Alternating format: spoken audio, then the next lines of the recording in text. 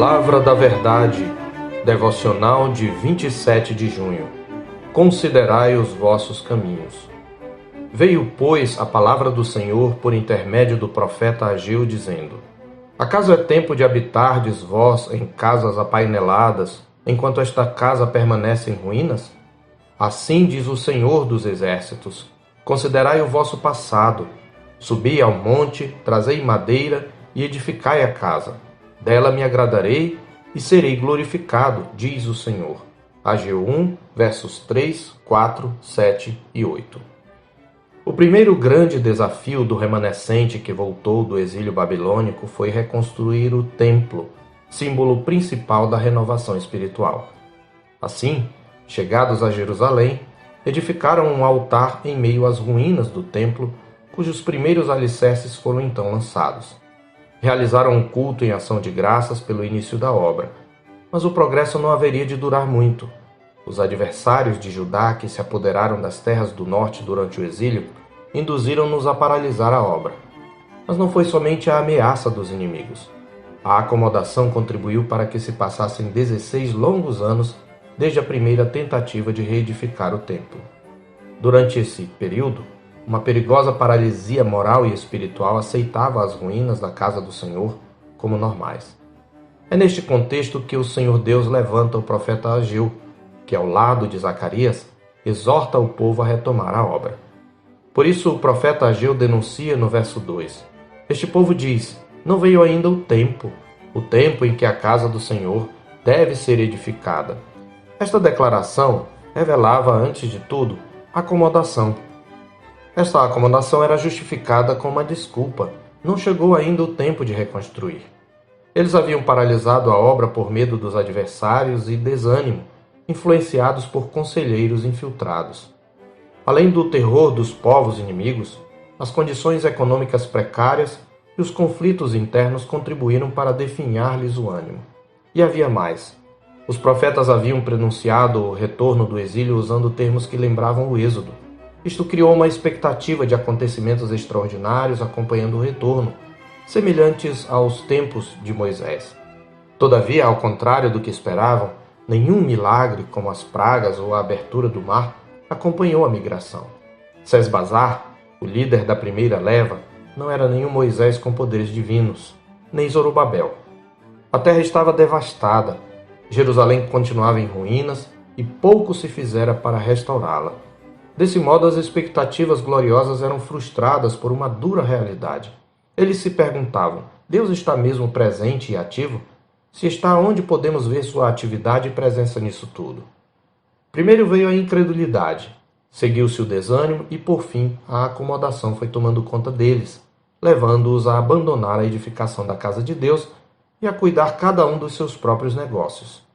Não é assim sempre que começamos a achar que o Senhor não está presente e ativo? Não começamos a correr de um lado para outro, a cuidar de nós mesmos, de nossos interesses, estribados em nosso próprio entendimento? Foi o que aconteceu. Consequentemente, o Senhor deixou de ser o foco central de todas as esperanças e sonhos. E para justificar a acomodação, usavam um argumento teológico. Ainda não chegou o tempo do qual os profetas falaram. Ainda não chegou a era messiânica. Ainda não é chegado o tempo da restauração de todas as coisas. Portanto, ainda não é chegado o tempo da casa do Senhor ser edificada. O interessante é que eles já estavam no reinado de Dario, quarto rei persa, que era favorável à reconstrução.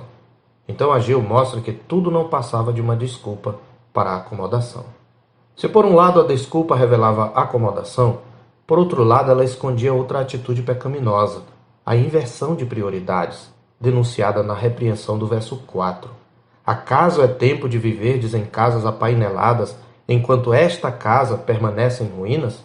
O profeta reforça essa inversão no verso 9. A minha casa que permanece em ruínas, ao passo que cada um de vós corre por causa da sua própria casa. Após a denúncia, o profeta os convida à reflexão. Considerai o vosso passado ou os vossos caminhos. Ou seja, parem para pensar no que vocês estão fazendo. Vocês estão construindo suas casas apaineladas, engalfinhando-se em projetos terrenos, enquanto a minha casa permanece em ruínas.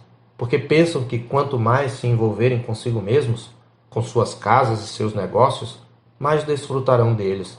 Mas esta conclusão está equivocada. A reconstrução do templo era o prenúncio de uma nova era na história da redenção, de um novo Israel, assim como um prelúdio à glória futura e um pré-requisito para o cumprimento da esperança messiânica. Mas o individualismo que tomara conta deles lhes havia tirado o sentido de corpo. Era cada um por si. Então segue-se um desafio à ação.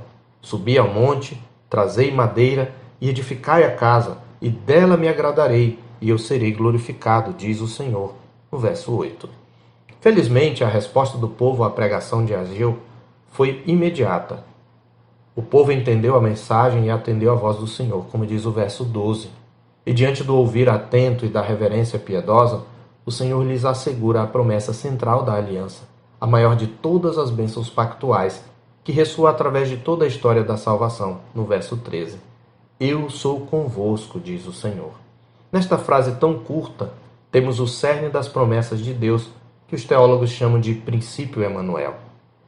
Sabemos que somos os herdeiros da mesma aliança outrora outorgada aos nossos pais pelos profetas, pelas quais ele nos assegurou a entrada no seu reino salvífico e a posse da vida eterna. Jesus, o Messias prometido, já veio na plenitude do tempo, nascido de mulher, nascido sob a lei, para resgatar os que estavam sob a lei, a fim de que recebêssemos a adoção de filhos, como está escrito em Gálatas 4:4. Na sua morte, ele inaugurou a nova aliança pré-anunciada pelos profetas do Antigo Testamento, confirmada pelos santos apóstolos no Novo Testamento e registrada nas Escrituras.